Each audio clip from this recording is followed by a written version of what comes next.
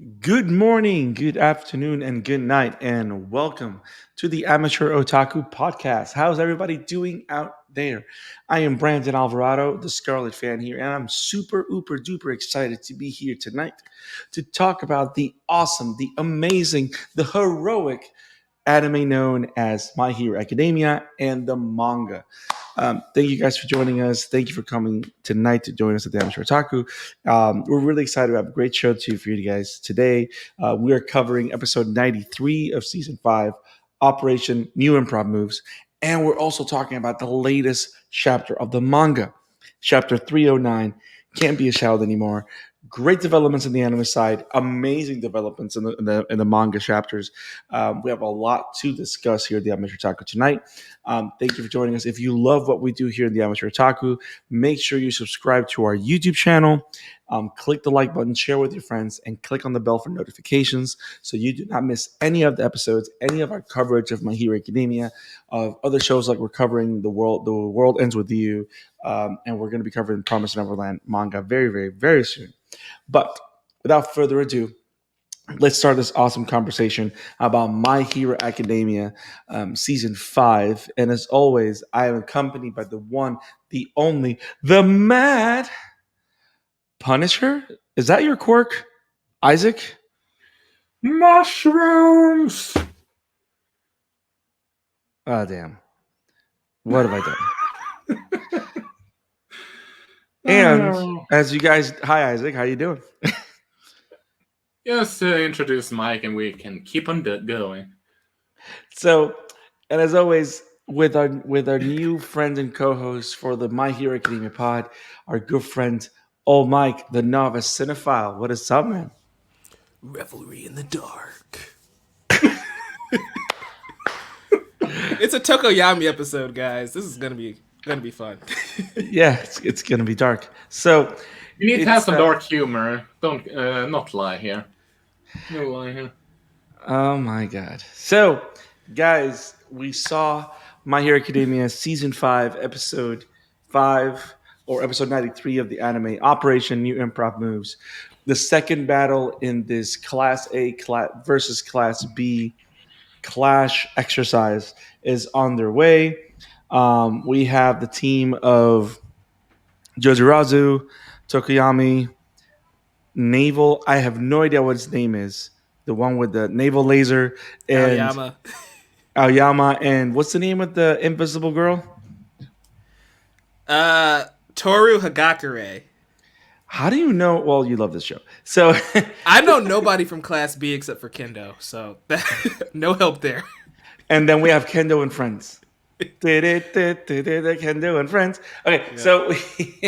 So we They have start them. off very weird. Yes, that's you made it weirder. So we're now talking about Always. the anime. We Jesus. So the second battle started. It starts with a kind of a recap of the kids kind of reflecting on the results of the first battle. I like how the whole thing with Aizawa going with each of the Class A students and kind of like having them self-analyze. And I like how they take the time to show that those that have been working on the work study and that were part of the siege on the Seikai have grown a lot more because they've been on the field more and where the action is, and they were all part of that Operation Safe Area. Yeah. I like how they make that distinction that everybody's learning and growing in different paces. But also, I like the contrast that Vlad just screams at everybody, and like it's sad because it's kind of like the anime telling us, yeah, we really don't care about these students, so I want you to learn about Class 1A. What do you Yeah, guys think about Vlad that? King is an interesting teacher. I like the contrast between him and Aizawa. Albeit, I think I'd rather be in Vlad's class because they don't get attacked nearly as much as Class A. But you make it sound like Vlad is Aizawa is the reason. Do you think that Class 1A gets attacked because Aizawa is always sleeping? Do you think that's the reason?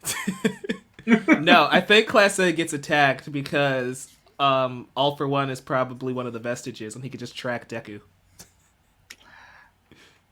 Damn. That's You need to just my stop. theory. You need to stop. You need to stop doing that. That sounds interesting. That sounds super interesting. See, that doesn't make sense, and I almost spoiled a manga thing. I'm gonna shut up, but that's very Whoops. interesting. That is very interesting. That's been a Um, theory I've had since episode 1, honestly. since episode one. Excuse me. The episode we were introduced to All for One. Not Oh, episode 1. okay, okay, yeah. Oh, that like the episode where All Might fights him, pretty much. Pretty much, yeah. Okay, okay. That's what season 3, right?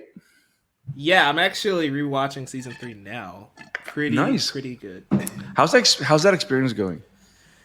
It's interesting. I didn't realize how many flashbacks every single episode had at the beginning of this the show. Um, it's So, having new Isaac, context to things is very, very weird though, and it makes you appreciate the world bit. Excuse me, appreciate the world building, because there are things that are happening now that were set up in season 2 and 3, and it's just like, damn, I forgot that happened. nice, nice. Hey, at least it's not Bleach flashbacks, were they? Those episodes are literally the 10 last minutes from the previous episodes of the first 10 minutes. Oh of the yeah, Sure. yes. Jeez. That is so horrible. Yeah, some episodes, like the first 10 episodes of a 23-minute episode, are the last 10 episodes of the last chapter. Oh my So you goodness. feel like you're watching the same thing twice to only get like 10 minutes of new content. It's horrible. It's horrible. Please never happen again. I hope they don't do the same thing with the new season. It's pretty bad. Um, but yeah, I mean, I like how, of course, not a what's damn it. I keep forgetting Froppy's name. Froppy. No, not Froppy. Asui. Masui. Damn it. My girl Masui. Always like the super. She's awesome. But no, the like you said, is a Tokoyami episode, and I think what I enjoyed the most about the episode, apart from the whole, there's not much action, like because the battle is just starting, and they're dividing this battle into 2 episodes, similar to what they did to the first battle with Shinzo. Like, so it kind of feels like they're doing like the same thing with every battle. It's gonna be like 2 episodes, depending on how quick the battle goes. Yeah.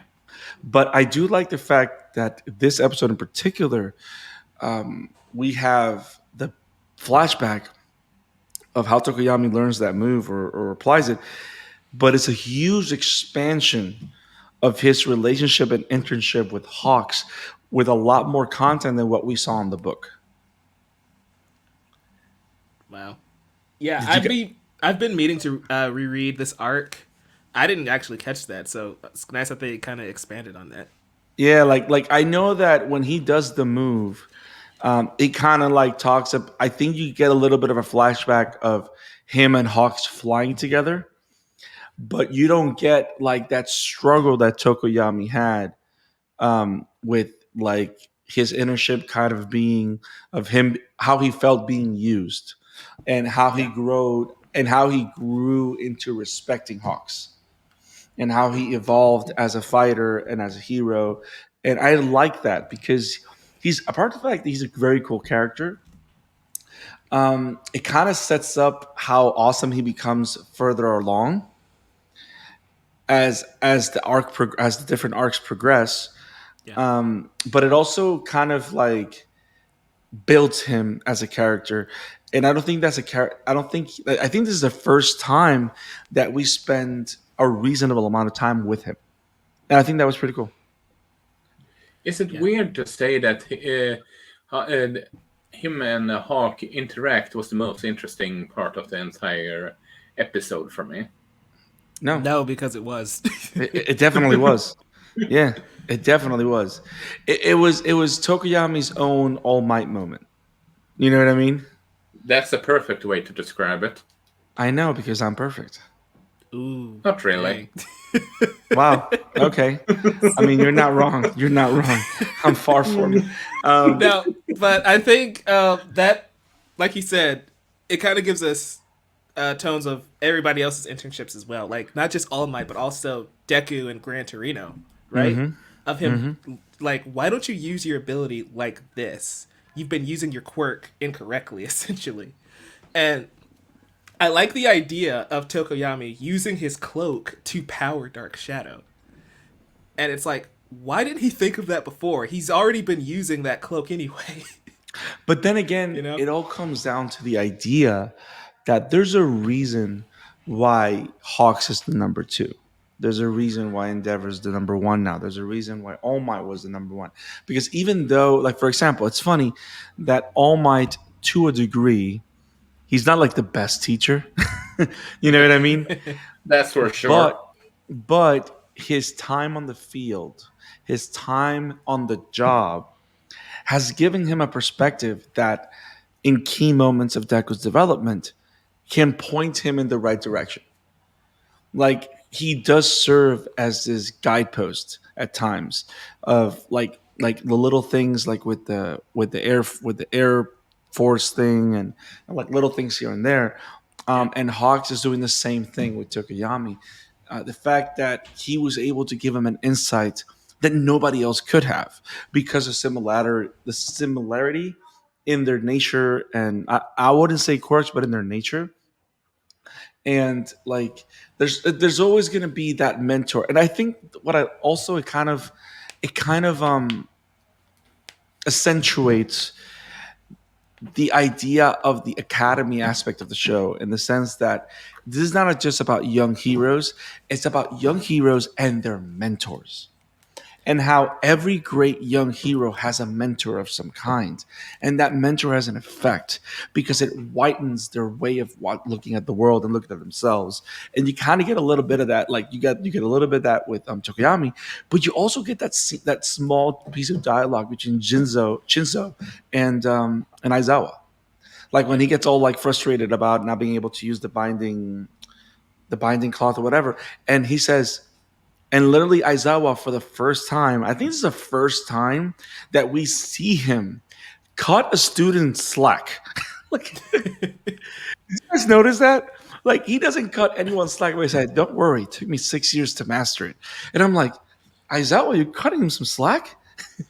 Yeah, when Aizawa does that, it's always a memorable moment.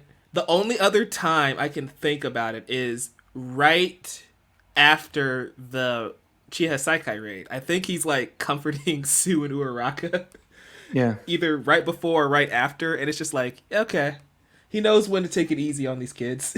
yeah. But also, Shinso has not been in the hero course, so it's an appropriate time for him to be like, hey, it took me 6 years to learn this. You'll get there. Just keep working. Right. Which speaks to him as a character as a Yes. good teacher. Whereas Yes. almost like, yeah, just do 5%, young Midoriya. See how it goes.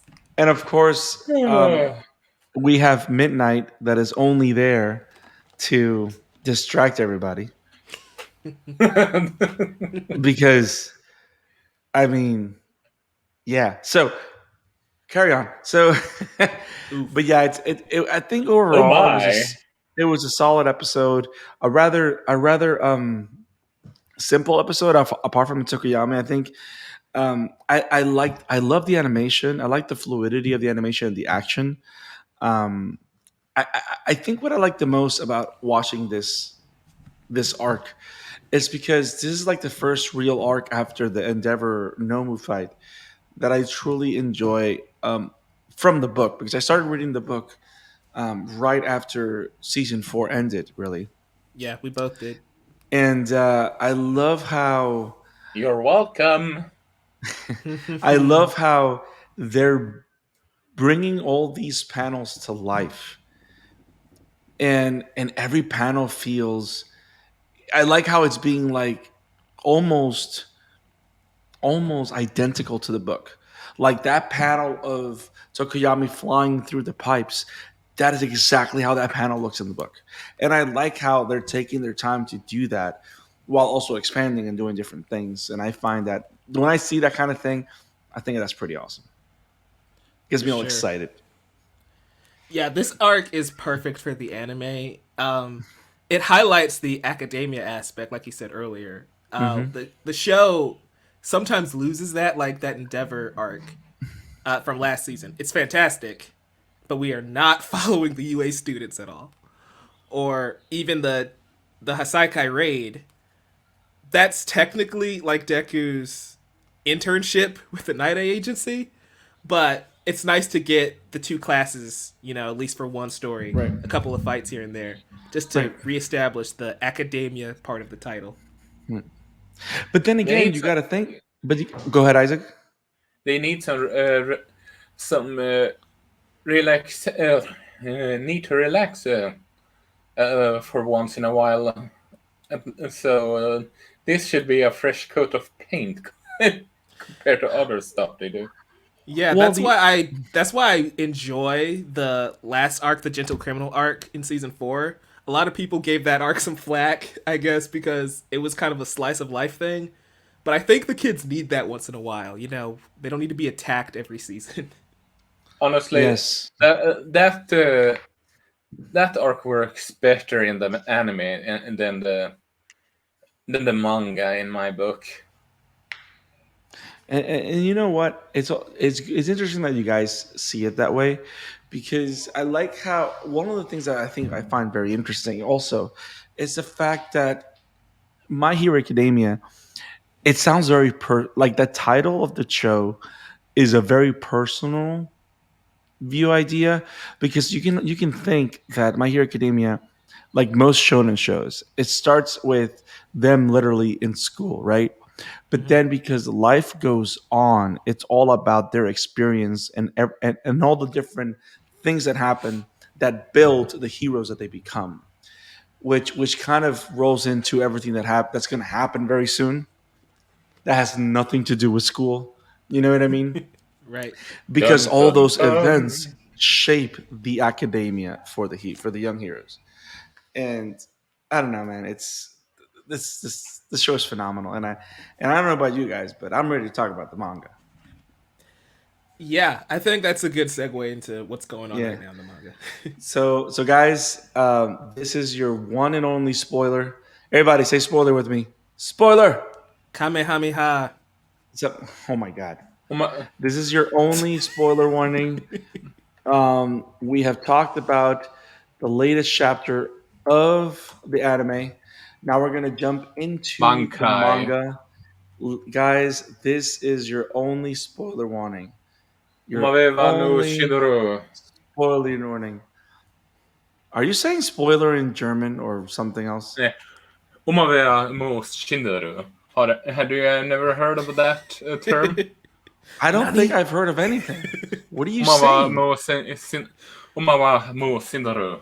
Nani? Nani? How Nani? do I know this and not you? I don't. What are you talking about? Fist of the North Star? I've never seen it. We are covering that soon. I know people's head blow up, but I don't know. I haven't seen the show. I can't believe I got that reference and you didn't. What is happening? There is a glitch in the Matrix.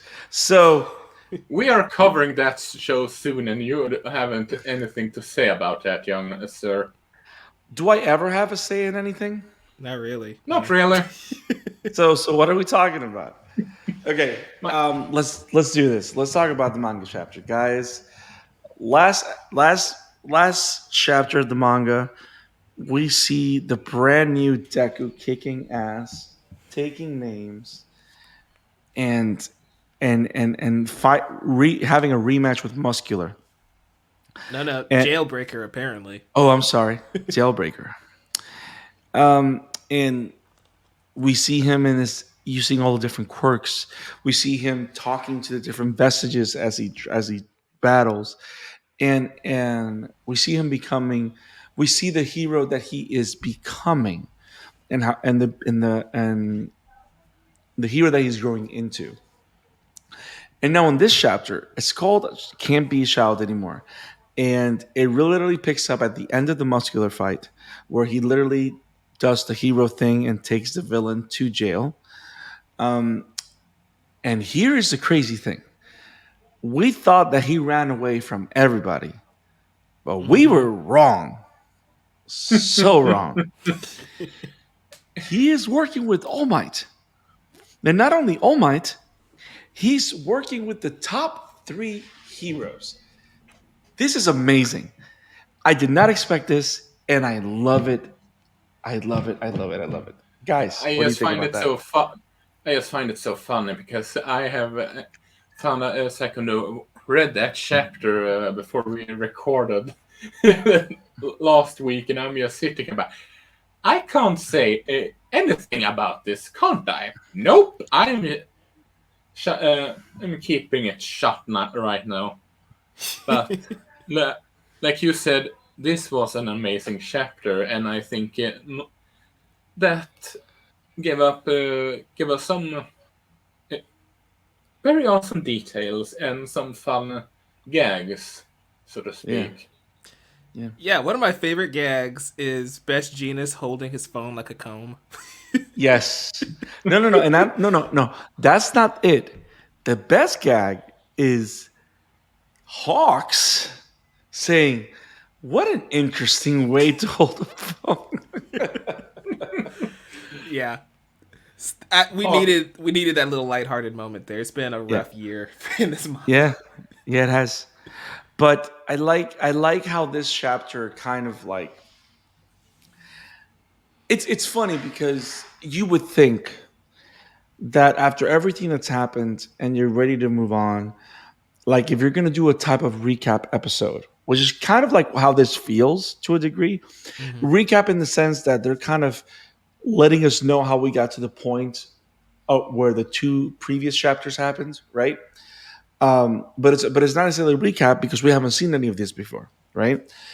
But it feels like a recap, but I feel that it's concise, it's simple, it recollects the entire journey that we've gone with Deku in a way that's just so satisfying. Like you find out they bring back the fact that he can't break his limbs anymore, which kind of which is kind of like refreshing in our minds the stakes involved with his body. It shows us that he's developed a new way of protecting his limbs with a combination of Black Whip and One for All, because now he's empowering his body from the inside. Yeah, The fact that he's able to use even more of the percentage of One for All is one of the determining factors why he's not that hurt anymore or not immobile. So like I like that panel where they show him 5% after the summer festival or whatever it was, I think from season two, yeah, and then 45% right then and there. That's like one of the best splash panels because it's like right on your face. It's one panel, one page, but it says so much. Um, but the moment that got me was the whole thing with his mom, bro. that destroyed me when I first Oh read my that. god. Oh my god, dude. That was like like that's the kind of moment that like you know how I always talk about the show and I say that whenever I see the pilot I cry. Yeah, that's This right here. It got the fact that Horikoshi is still able to take me back to those feels in a different way. And you know what's funny is the fact that he is so smart that in this particular recap, he doesn't just recap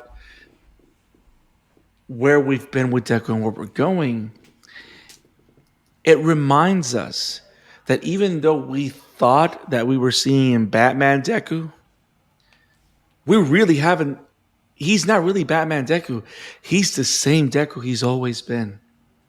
Like his yeah, spirit is unfazed. He's just focused differently. And I feel that we needed that because we don't need a dark Deku. We're just seeing a Deku that's focused. That's just more laser focused on what he needs to do. And I like that he has that moment with his mom, which we haven't seen in a while. we haven't seen And her in so long. yeah, and that moment where he kind of revisits, and it's not just that he revisits that personal moment with his mom, the fact that he revisits the dream. Like, remember when I used to dream about doing this? remember when I used to play with you because this was my dream. That's the reason I have to go out and do this because you guys need me as a hero, and I feel that's him growing into himself as a hero. You know what I mean? Mhm. Like understanding that I like how he's kind of like separating himself from All Might at that moment, understanding that he's kind of embracing the fact that this is my time. He's also becoming his own hero, like you said. Yeah. He's not being the Batman that I guess a lot of us thought he would turn into. I Mm-hmm. appreciate that though, because the Yes. thing he would always say is, "I want to save people with a smile on my face." Yes. The thing is, he did not smile when he when he saved Shindo. Yeah. He just went in, saved him, made sure he was okay, and left. And it's like at this point in Deku's life, he realizes that's not the important thing. The important thing is to just get the job done right now. Yeah. Once he restores peace, maybe he could be a little more like All Might. Yeah. But he's just gonna come in, clean up, and go. And I appreciate that. One thing I want to point out is that I guess throughout the week the manga gets some revisions. I don't know when you guys read the official release, but this has a different title when I read it last week. What was his title? The title was A Child No More. And Interesting. so some of the dialogue is also tweaked a little bit, which is interesting. I don't know how often this happens. I know they changed the spelling of Bakugo's hero name when they revealed that a little while ago. It was Dynamite spelled the normal way, but then they changed it to Dynamite, like All Might. So, but yeah, that changed the context of some of the scenes, like the scene with that we mentioned earlier with Best Jeanist that was played more as a joke from Hawks. He's like, "Who holds a phone like that?" And then now he says, "A neat way to hold that. That's a neat way to hold a phone." Yeah. And so I Interesting. wonder if we need to start reading these a week later to get to like the official version. It makes me think how when it comes to translations, one thing is being literal and one thing is getting the intention. Mm-hmm. And maybe that's where the maybe that's where the revisions come from. Yeah, The trying to capture the intention of the writer at the moment. I don't know. probably. But I I, I'm with you. This is a great chapter. I'm sorry. Were you about to say something, Isaac? I was going to some speculation uh, about the whole thing. The Yeah. world is uh, is in shit right now, Hmm. and his dad is supposed to be someone with a Kirk and all. Do you think we can finally meet Midoriya's father in this arc? We kind of have to. Um, simply because Horikoshi said he wants to reveal Deku's father by the I end of the mean, series. he has said that we know his name, but that's about it. Yeah, so he wants to reveal him by the end of the series, and if this is the final act, he's got to be here within the next year, I think. Yeah. I mean, he. If he is a hero, he should pop up soon. His spoiler alert for those that haven't watched Zack Snyder's Justice League. He is essentially Martian Manhunter of this story at the moment. You mean like we know who he is? They mentioned him in episode 1/chapter 1, but we have never met him. They Oh. basically done a They've densely done a Pokemon on us. We know that he breathes fire. We know his quirk and everything, but we haven't seen him, How do which we know is he breathes fire? I'm lost. What? Why? they How did I miss this? Deku's parents. Yeah, I'm actually rewatching season 3. Deku mentions this. When Deku was a child, he was trying to use his parents' quirks, and so he says, "I tried to use my parents' quirks. I tried to make things float like his mother, and tried to breathe fire like his father." And Ah. so it's like, is his dad? Endeavor. But jokes aside, Damn. Damn. jokes aside, we Damn. know his dad's quirk, and so we just gotta meet him. It'll be like a lackluster reveal, though. I'm not too concerned about it, simply because at this point, All Might is his dad. Yeah. Yeah, I mean, no, but he has teased that we're going to meet him back in what was it? It was like 2018 or something, 18, right? yeah, 2018, and we're I just don't want it to become like a Kaguya thing where we uh, finally meet him and it's all about his dad. I'm like, no, please, no. No. I just don't want it to be that.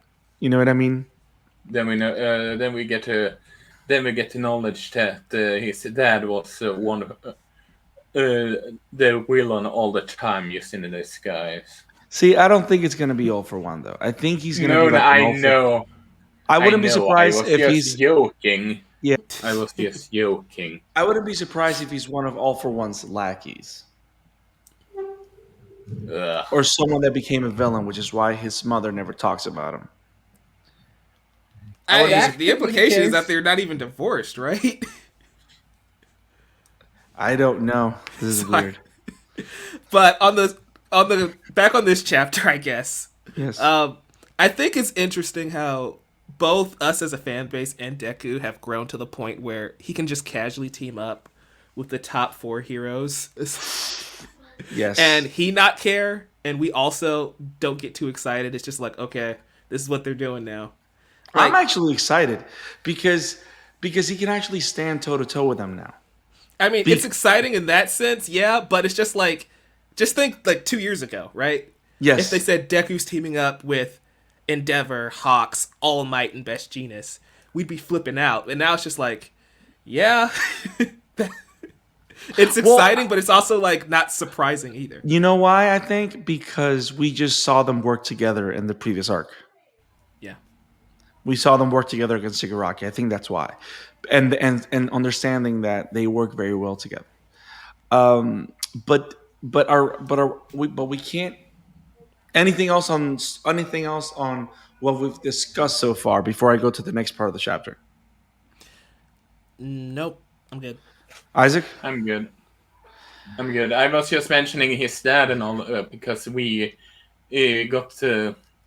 we met his mom again, and I just that makes me made me realize we haven't seen the dad in yet. Where the heck is he? Right? Deku's nearly died 3 times in the last year. Yeah, I don't think his dad cares. Yep. Alimony. So, I Yeah. I'm gonna say this. With even though it's a powerful and inspiring chapter, the fact that we low key see Gran Torino die. He either dies in silence, or he's officially like super hurt, and we don't know if he's gonna recover. But the idea of Gran Torino tired, trying to give Deku a last piece of advice. The fact that the scarf that we see came from Gran Torino. Yeah, that's his cape, right? Yeah, no, and not only that, is the cape after all the damage that it suffered during the Shigaraki fight. Yeah. So that's another thing that was changed, and I'm glad we get to talk about Gran Torino in detail. So I reread this again, and yeah, reading it now, it's giving the implication that yes, he's dying or died in that moment. Mm-hmm. The original translation, he doesn't say even in death, or it's at least worded differently. Here it makes it seem like he's dying. That's not the implication I got last week when I read this chapter. Yeah. And so that changes the entire way I look at that moment. No, and not only that, Weird. it's very yeah, and it's very It's dark. weird, How sorry, I just find it so weird that it's different, so different in translation and all that. Yes. Yeah, I don't know how often that happens, but that completely changes the perception of that scene. I find it pretty fascinating. Also, the fact that we have a hero. We have another hero. Talk about the fact that killing sometimes is the only option. Yeah. Like now we've had three different heroes, or two heroes and a vestige, kind of toy with the idea. Hawks killed twice to save everybody. One for all's original user and all the others kind of like tested Deku with it. And now Gran Torino is mentioning it in a different light. I like how it's kind of like been like they're talking about the same thing but from different angles. And I Yeah. like how Gran Torino kind of says like sometimes killing is the only way to save someone. And he's not talking about killing to save someone else. It's talking about it kind of sounded like killing someone to save that person from themselves. Yeah, and That's kind of that's what a it sounded like, which is very interesting. especially in the case of Shigaraki. Like, Yeah. would Shigaraki want Deku to kill him if he's possessed by All for One? You know, Yeah. and it's like that might be something that Shigaraki would want him to do because he's already made it clear he doesn't want to be anybody's puppet. And you know what's interesting also is the fact that with Falcon and the Winter Soldier that just happened, like not to spoil the ending, but I'm gonna spoiler on that. But you kind of get a feel that when Carly is shot and she dies, you kind of have like the whimper of remorse in her, like thank you for like she's kind of saying thank you for stopping me. You know what I mean? Like she was in this snowball situation where she was Hmm. becoming this person that she didn't want to be, but she didn't know how to stop. Yeah, So so we've seen examples of that, which is very interesting. And I like how now more than ever, because of how serious and grounded it has become, and we've talked about the political implications and the explosion of hero society and the ideas of symbols. We talked about it in different ways. When we've talked about the show, either at Geek Goods with our good friend Leo Rydell, which you guys definitely go check out his channel, or here in the pod. I like how it's kind of like exploring this particular topic in so many different areas because it's he's doing Horikoshi is doing a fantastic job of demystifying the idea of what heroism is, and hmm where you have idealized heroism, where you have pragmatic heroism, and then you have the actual idea of heroism as it should be. Like for example, which I feel that that's what he's imbuing Deku with. Like Deku is the one that's kind of like becoming this symbol of. I know everybody thinks that there's only one way, but no, the hero finds a way to save the person, no matter what. You know what I mean?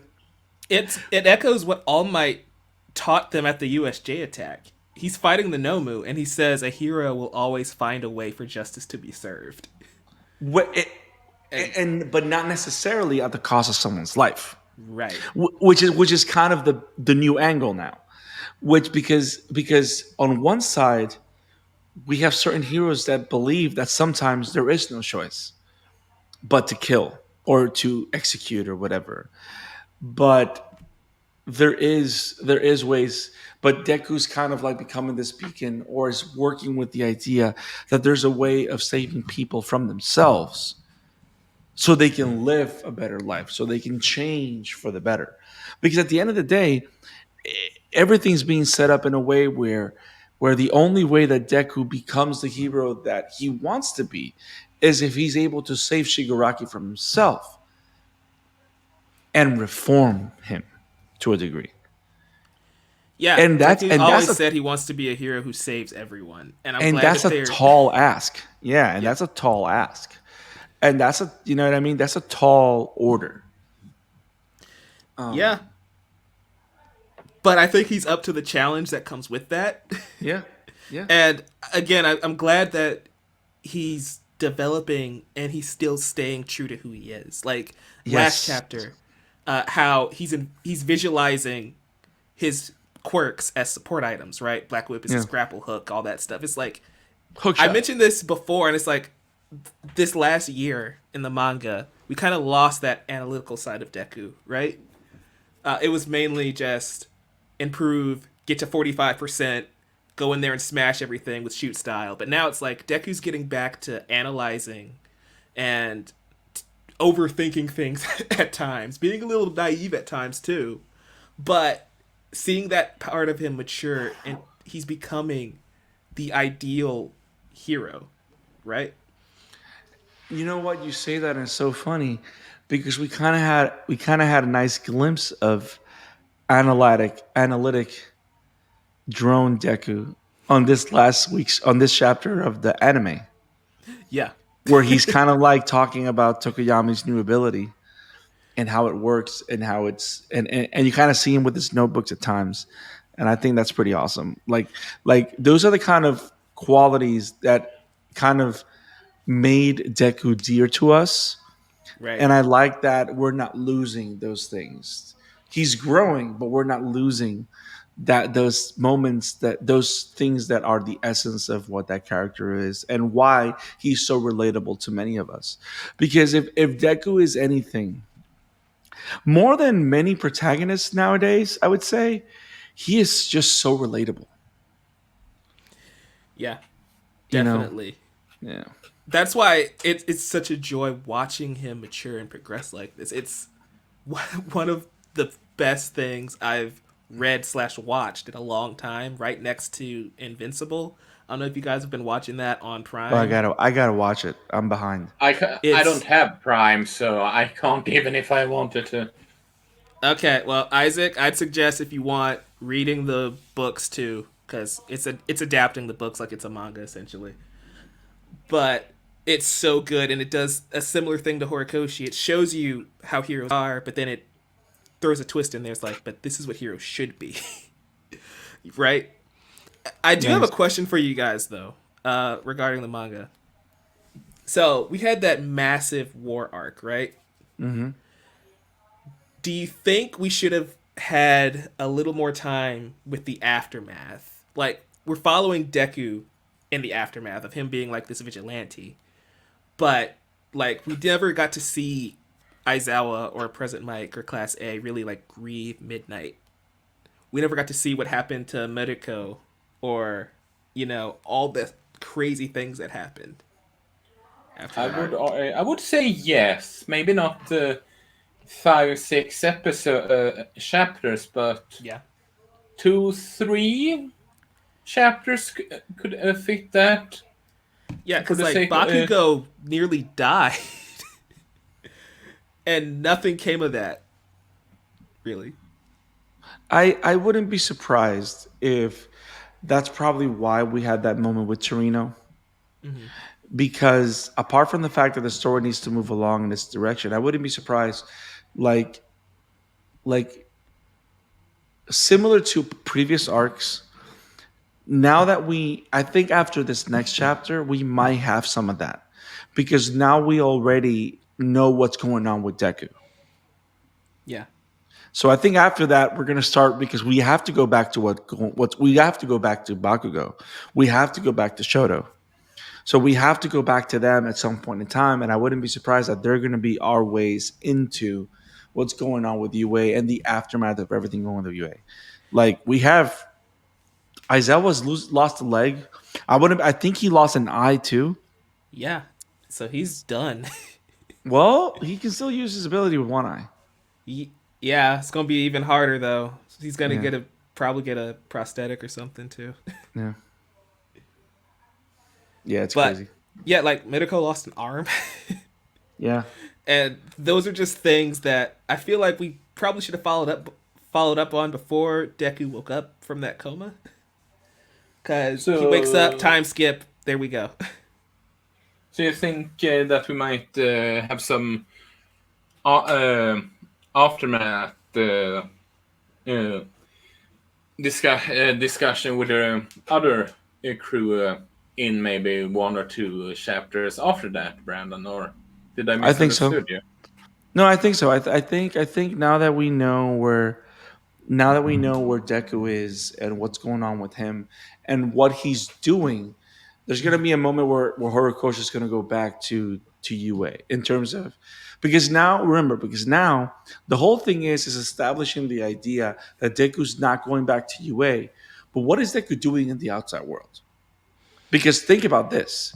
We're seeing young heroes from the Kebutsuku Academy, but none from UA. Right.